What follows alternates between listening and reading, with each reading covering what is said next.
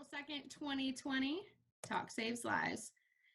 Here is some of the basic information for the Cohen Veterans Network clinic in Addison, as well as the Veterans Resource Center Stop One with Charlene Johns. Hi, and be sure to check out our website, stop1.info, where you can find all types of education for suicide prevention, as well as up-to-date links and resources for the COVID-19 pandemic. So be sure to check that out. We're updating that regularly with our Zoom education meetings, as well as other resources that are out there that can help you stay calm, that can help you know how to talk to loved ones that are experiencing anxiety and other forms of mental health to take care of yourself during this time. Also, it might be a good time for you to take out your telephone and enter the Disaster Distress Helpline. So we'll give you a moment to get your telephones out. This disaster distress helpline is not the suicide crisis line. This is a number that the government uses when disasters in various forms strike, like a hurricane. It helps people help manage their anxiety with professional counselors that are specifically trained to deal with people that have endured extreme trauma or specific crisis. So those people are up, ready 24 hours a day, 7 days a week. That number is 800-985-5990.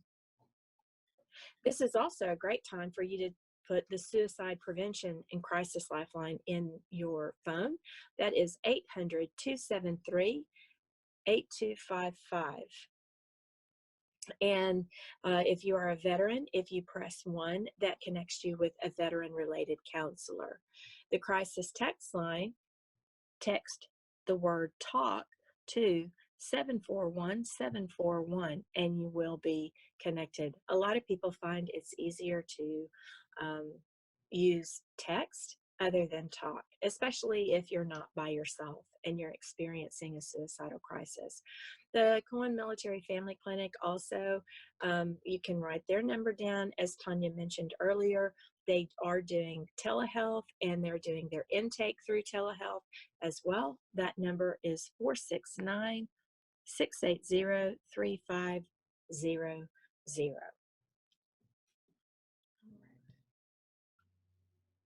All right, let's get started. As I said, I'm Charlene Johns. I'm connected with the North Texas American Foundation for Suicide Prevention chapter. We use the Talk Saves Lives, which is a broad stroke of suicide education and prevention, sponsored by and presented through America Foundation for Suicide Prevention. Suicide can be a sensitive topic to discuss, but talking about suicide is critical to its prevention, and we're grateful that you've joined us for this very important conversation. If at any point during today's presentation you feel the need to step out, please feel free to do so. And overall, we hope you're able to learn more about suicide prevention from today's presentation and become more comfortable talking about this important issue. Suicide is a health issue, and it's very complex. Despite its complexity, suicide can be prevented. Just like there's warning signs and risk factors for other health crises, like cardiac arrest, you can learn the warning signs and risk factors that can help people that are experiencing a mental health crisis, and you can help people prevent from dying by suicide. As with other health issues, time can be a critical and life-saving measure.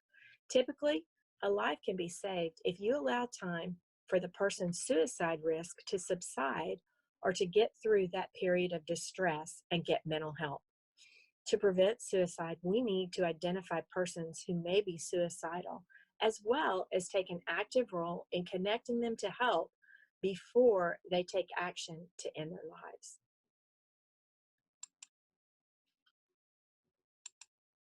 The purpose of Talk Saves Lives is to provide the community members with a general overview of what suicide is, who it affects, what we know about it, and what can be done to prevent it. This presentation will cover some statistics to give you an idea of the scope and the problem of suicide. We'll review some key research findings, including the risk and protective factors that relate to suicide. And we'll talk about what works and what we can all do to prevent this leading cause of death. And how we talk about suicide matters. So before we get started, I want to go over terminology that's used when we talk about suicide. It's important to model appropriate language so that we do not perpetuate the stigma of suicide or mental health conditions. So let's establish a baseline of shared language on this topic. We can avoid using phrases like committed suicide, as it can have a negative connotation. Instead, we want to encourage the phrase died by suicide, ended his or her life, or killed himself or herself. When talking about suicide and suicide attempts, we avoid referring to suicide attempts as failed or successful.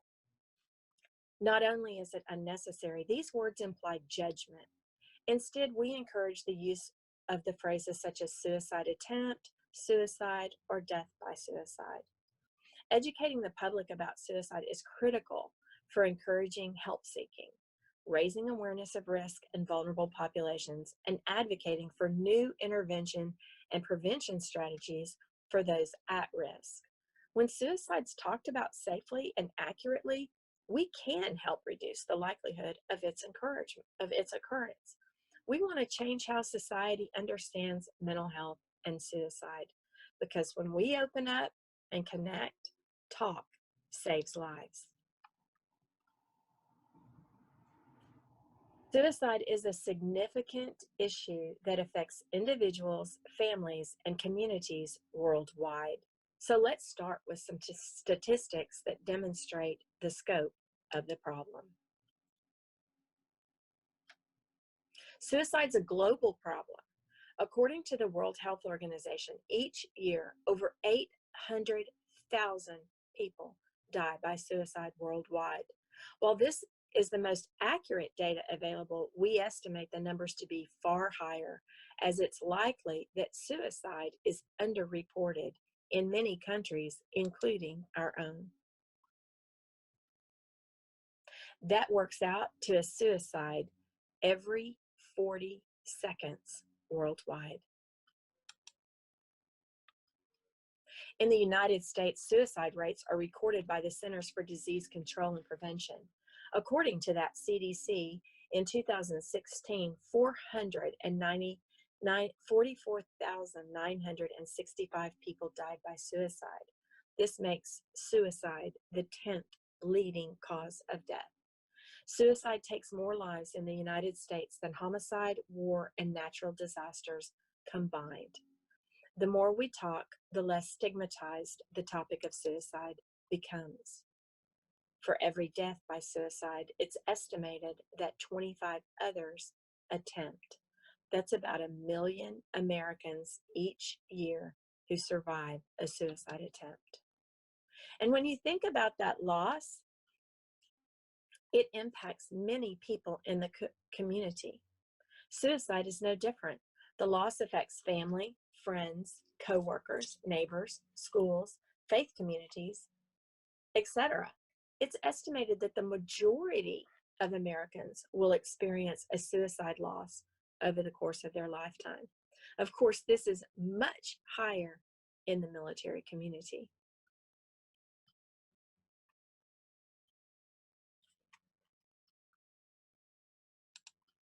In addition to the devastating toll that suicide has on families and communities, both emotionally and socially, there is a physical impact on our society as well. The Centers for Disease Control and Prevention estimates that for the year 2016, which is the last year of data, suicidal behavior, including both attempts and suicide deaths, cost the United States $69 billion costs that were primarily due to lost wages and productivity. So let's move on to research. Only in the past several decades have scientists been studying suicide. Research is shedding light on many critical areas. This section provides the overview of suicide prevention research and key findings, as well as future goals. One of the main reasons research explores is, why do people take their own lives? Through research, we learned there's no single cause for suicide. Suicide most often occurs when several stressors and health issues converge to create an experience of hopelessness and despair. Research consistently shown that the large majority of people who die by suicide have a mental health condition at the time of their death. It may or may not have been diagnosed or adequately treated. That said, research has also made clear that mental health conditions cannot be the whole story. Mental health conditions are common, and the vast majority of people who suffer from these illnesses do not die by suicide. In addition to mental health conditions, there are many other factors that increase risk as well. We've learned that the brains of people who die by suicide differ from those who die from other causes in terms of structure and function, specifically in the areas related to stress response and impulse control. We've also learned that most people who are suicidal are ambivalent about taking their life. Part of them wants to live, part of them wants to die. The research has informed key strategies in suicide prevention that involve engaging the whole person that wants to stay alive and helping create distance from the part of them that wants to die. One way we do that is to help the person connect with reasons for living, while at the same time decreasing the visibility and presence of things around them that may facilitate their desire to die. One of the many important things we learned from research is about the perspective of a suicidal person. A crisis point has been reached. For a suicidal person, the pain seems unbearable, whether it's emotional pain, physical pain, or sometimes both.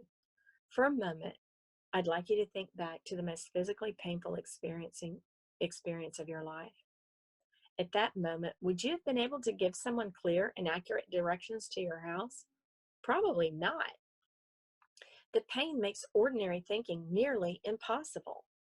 For a suicidal person, thinking becomes constricted at that moment of crisis, a state of intense tunnel vision where other options seem unavailable. Someone who considers suicide cannot foresee a time when that unbearable pain will end. Understanding the perspective of the suicidal person has also helped us to learn that suicidal feelings are often temporary. They can come on intensely and can sometimes pass in minutes or hours. So keeping people safe and helping them feel supported can get them through those critical moments.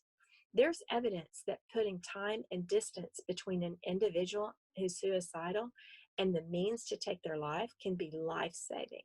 This is why it's so important that we take steps when someone is struggling and help keep them safe. So research also helps determine the key factors on who is at risk for suicide. Risk factors are defined as conditions or characteristics that increase the chance a person might take their life.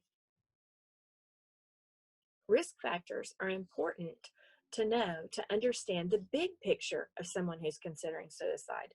Just like someone who's at risk for heart disease because of high blood pressure or a history of heart disease in the family, some people are at a higher risk for suicide than others.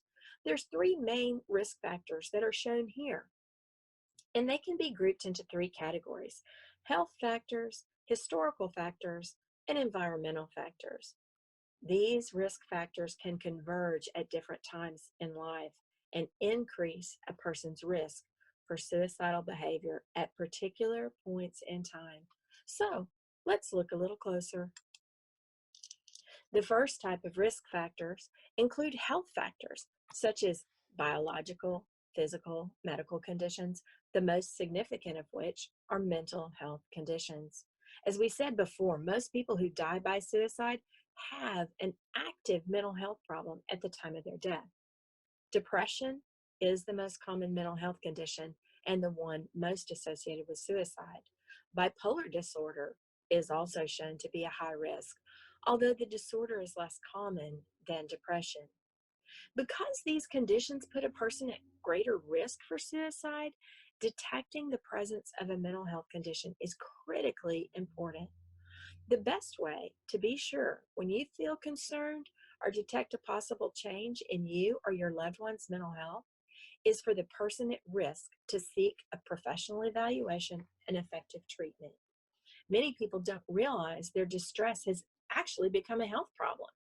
So providing information such as a crisis number, like we had you put in your phone, or a mental health resource to someone who's struggling, like Cohen's Military Veteran Family Clinic, that can be a solid step in helping them connect to the help they need. We'll talk more about this later in the discussion when we directly address prevention. Mental health conditions are not the only health factors that are associated with suicide risk. Serious or chronic health conditions can increase risk, especially when the person also has a mental health issue. Chronic pain and serious head injuries have also been found to increase suicide risk. The second type of risk factor include historical factors, such as a family history of suicide, a family history of mental health conditions, or past trauma, such as sexual abuse or combat stress. Research has also found that a history of childhood abuse can contribute to suicide risk. And while most people who attempt suicide do not go on to die by suicide, previous suicide attempts are also considered historical risk factors for suicide and also put a person at increased risk. Now, the third type of risk factors are environmental factors that involve the circumstances of a person's life. Often there's aspects of a person's environment that can contribute to their overall level of risk. So let's look at a few of the most common.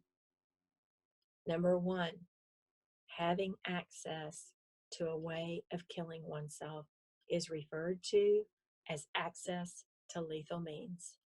This includes having access to a variety of things, such as firearms, drugs, a bridge, a car, etc. Research has shown that contagion, the exposure to another person's suicide or to a graphic or sensationalized accounts of suicide, especially among those with other risk factors, can increase a person's risk of suicide. Prolonged stress, that can include harassment, bullying, relationship problems, legal problems, and unemployment. Stressful life events, which vary across their lifespan, include experiences like divorce, legal problems, or job loss. To better understand suicide risk, here's an example of a set of risk factors that could converge in a person who's suicidal. Now, this example shows what's often the public perception of suicide. When someone dies by suicide, often the story only talks about the environmental factors. People see a life event like a breakup or bullying or a job loss, and then they see the person die by suicide.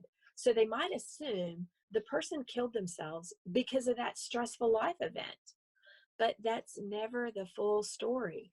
What others don't know is that that person who died may have had genetic risk for suicide. Maybe they were suffering from depression and anxiety disorders, and their work life had become increasingly stressful. Their underlying depression and anxiety could have made that situation at work even worse, or the work stress could have made their depression worse. Perhaps they've also been drinking more than normal. The key is that the combination of risk factors could have contributed to the suicide death. Therefore, while a life event can play a precipitating role for suicidal behavior, without other underlying risk factors, life events alone aren't thought to cause suicide. So looking to the future, research will help us find the best ways to fight suicide. Research is looking for biomarkers, for example, testing testable blood in a blood sample. That would help us to identify those at risk. A number of clinical treatments, like particular types of therapy, are effective for suicidal people, and more need to be developed and studied. The good news is that through research, we're learning more and more about what helps those who are in a suicidal crisis. Research can also help us identify the most effective interventions to reduce suicide rates and to reduce risk in those suffering from mental health conditions. So now that we have an understanding, if you are in crisis or need an outlet, if you're feeling stressed or suicidal, please use these resources. Jot them down. If you didn't take the time to write those phone numbers in, put those phone numbers in your phone as contacts, we're going to give you a few moments here to write these numbers down. As we said in that previous slide, there's a number of environmental factors that can converge all at once. It's like a perfect storm. What our world is experiencing on a global, never before in our history seen, is one of those scenarios. It can cause people that have a mental health issue to spin out of control into a suicidal crisis. Write these telephone numbers down.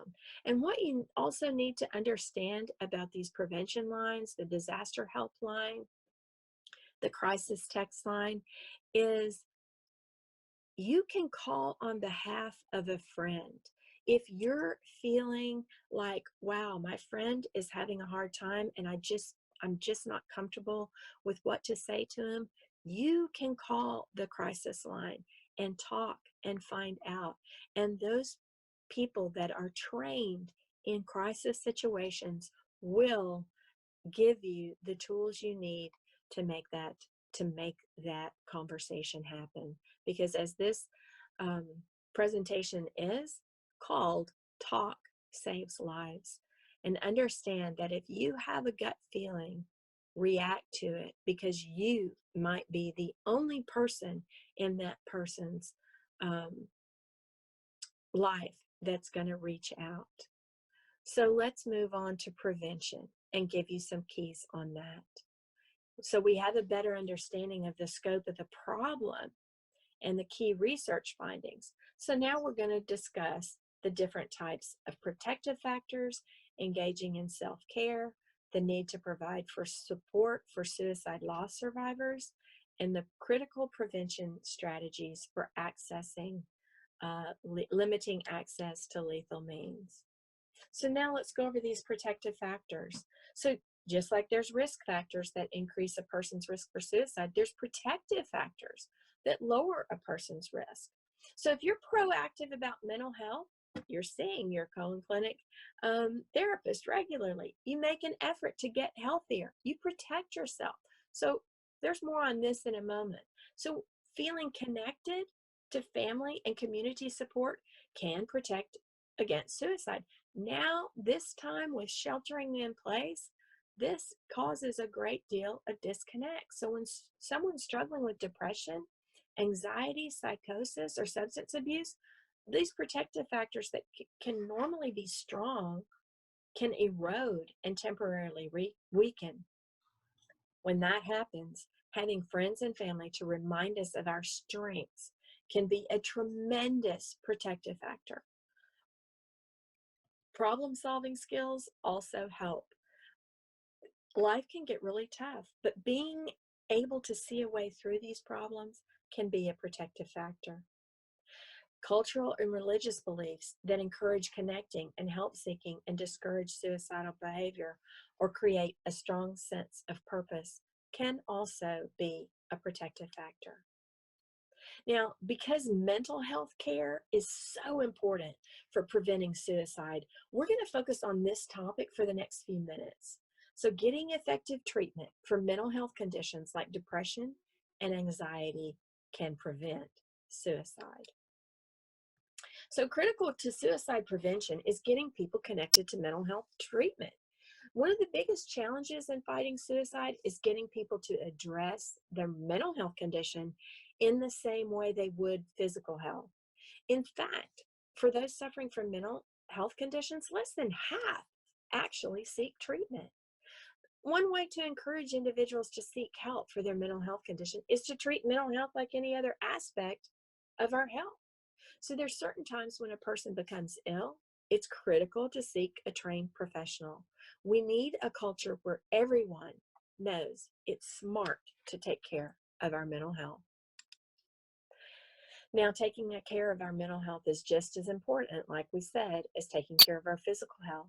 Seeking mental health professional is a sign of strength, and many are taking that step. The person seeking mental health should request a thorough evaluation to figure out if there's a mental health condition affecting their life. Now, there's many types of treatment available and various kinds of psychotherapy and medication. But research has shown that for many people, the combination of psychotherapy and medications tend to be the most helpful. The most important thing is to find the treatment that works best for the individual to get them through the crisis. So the good news is that advocacy efforts are improving access to mental health services so more people can get the treatment they need. The law now requires insurance plans to cover mental health services on par with the physical health services. So if you need mental health services, 1 of 4 of us will at some point. We should get treated and get our health back on track faster. So just like people can find strategies that optimize their physical health, people can do the same for their mental health. In addition to professional mental health care, proactive self-care strategies like good sleep habits, exercise, nutrition, stress management can also play a critical role in protecting mental health and promoting resilience. And we can all use some of that in these days.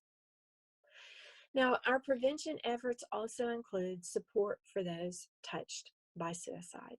The loss of one person to suicide profoundly impacts many.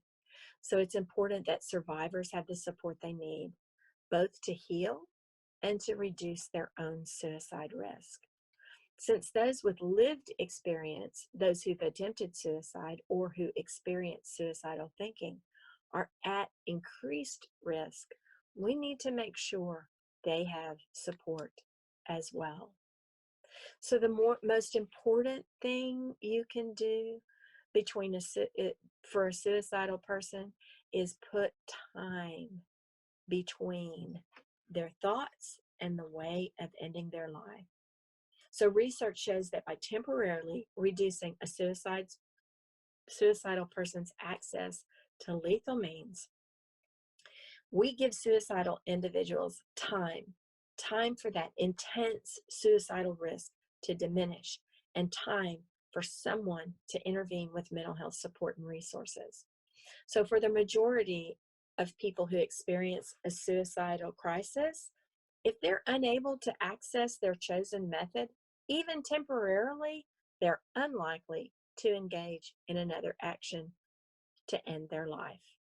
So if a person is thinking about dying by suicide using a firearm, if you reduce the access to that firearm, they're not going to then, data has shown, choose to die by suicide by taking an overdose of medication. So in most cases, when a suicidal person doesn't have that access, like I said, they don't substitute another method. So it's clear way to prevent suicide is to limit access to lethal means. Now, during a period of high risk, the safer their environment is, the better chance a suicidal person has of living through that crisis.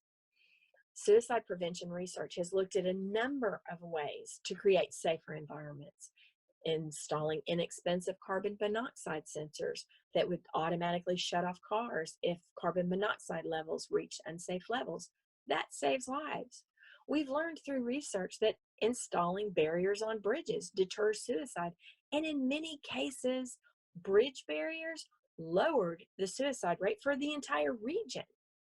Restricting access to potentially lethal means reduces suicides and can be as simple as requiring lethal drugs to be sold in blister packaging. Firearm safety is critical to reducing suicide rates in the United States. Firearms are used in roughly half of all suicides, making suicide prevention an important part of gun safety education. Now, as noted earlier and already, contrary to what you think, when access to lethal means are limited, most people don't find other means. Therefore, the suicide death does not occur in that moment. And that allows more time for the person in crisis to get connected and get help. So we've reviewed the key suicide prevention efforts. Let's talk about what we can all do to help prevent suicide and to stop one. It's important to have a caring and supportive conversation with someone you might be worried about, to allow them to share what they're experiencing. A conversation is a way to show you care, and it allows you to gain more information about their level of distress. Now, it's important to have a caring and supportive conversation with somebody you might be worried about, and allow them to share what they're experiencing. So that conversation shows that you care and allows you to get that information. So watch for the warning signs, reach out, and then get them help.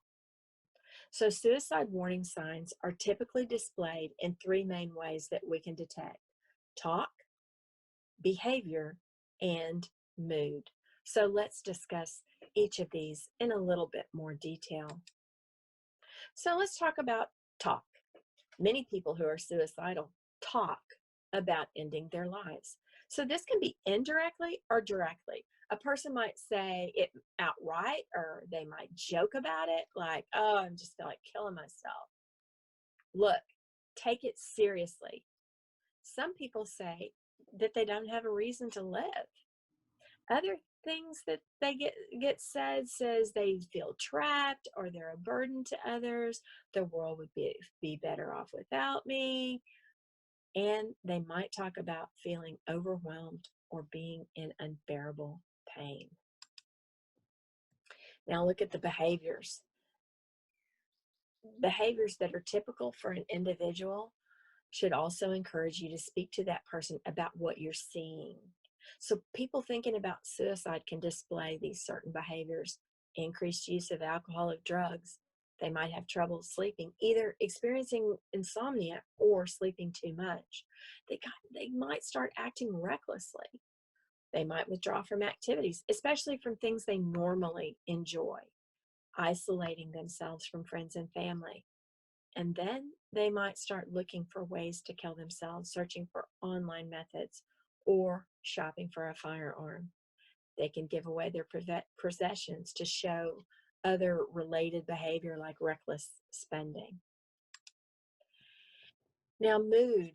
People at risk for suicide can display subtly any of the following moods: depression, apathy, rage, irritability, impulsivity, humiliation, anxiety, moods you would expect of someone who's feeling overwhelmed and desperate. Now, look, we all have our ups and downs in our moods, but when you notice a change that seems uncharacteristic or concerning, it's important to speak to that person about what you're noticing. For example, an unexplained happiness can indicate the individual has decided on a plan and is relieved they will no longer be in pain. So bottom line, there's a lot of things to look for. Sum it up. If you look for changes in behavior, trust your instincts. Assume you're the only one who's going to reach out.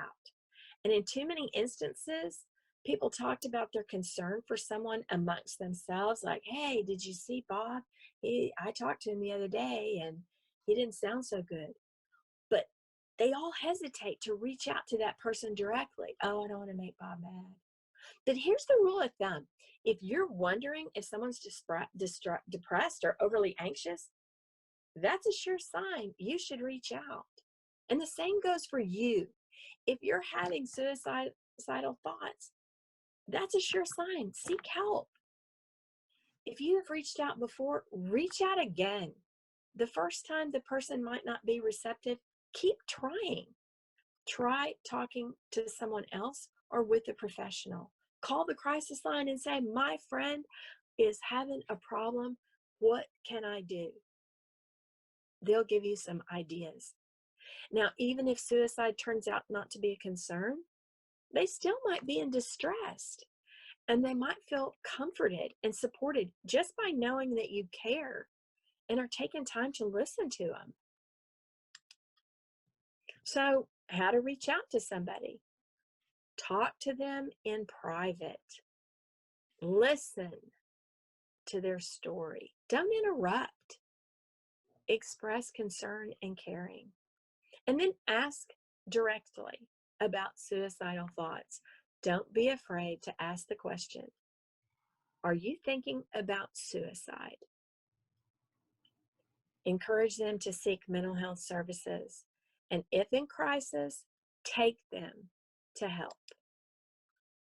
Now, there's some things to avoid when talking with someone who might be suffering from depression or anxiety. So avoid minimizing their feelings. Those of us who've never experienced major depression literally can't imagine what it feels like. And avoid trying to convince them that life is worth living. If a person is nearing a crisis point, they're not thinking clearly. So philosophical debates about how life is worth living tend not to be all that helpful. And avoid the advice trying to fix it, like, oh man, you should have dumped that guy a long time ago. Don't let him get to you like this. Now, if a person's having a heart attack, you wouldn't tell him to start exercising or to eat a healthier diet, or I told you you needed to quit eating those donuts. So don't try to fix it. You're there to keep them safe in that period of time. If they're in crisis, what they need is to be heard and then lend help. Listen to their story and offer to help them find a health professional. Help them take active steps towards keeping their environment safe. Now, if you think a person might make an attempt on their life soon, here's what you need to do. Stay with them. Don't leave them alone. However, if the situation puts your own safety at risk, leave the area immediately, call 911. Help them remove lethal means or remove themselves from the potentially dangerous area and escort them to mental health services or an emergency room. Look, help them call the lifeline or call the lifeline yourself. A trained counselor is going to tell you what you should do to help the person in distress. If they don't feel comfortable speaking to a counselor on the phone, they can text the word TALK to the crisis text line at 741-741. So if you haven't done it earlier, now would be a great time to take out your phones, add that lifeline, crisis text line, X contacts. Even if you don't ever use these resources for yourself, you may need them to help a friend. And they're open 24/7, 365.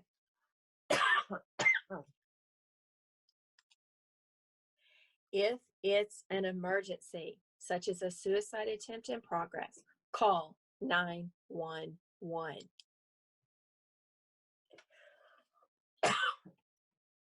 Together, we can create a culture that's smart about mental health, will save lives, and vastly improve the lives of many more.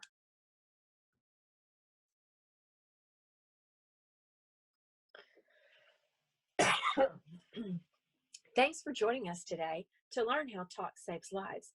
It's a simple idea, but it works.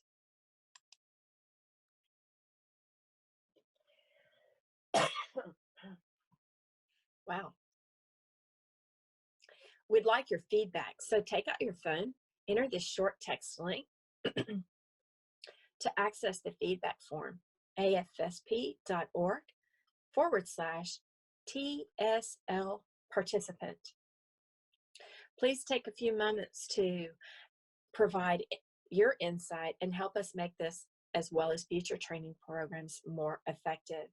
If you're not able to complete the form in person, please make sure we have your email address so we can send you the link to the online version of the feedback form.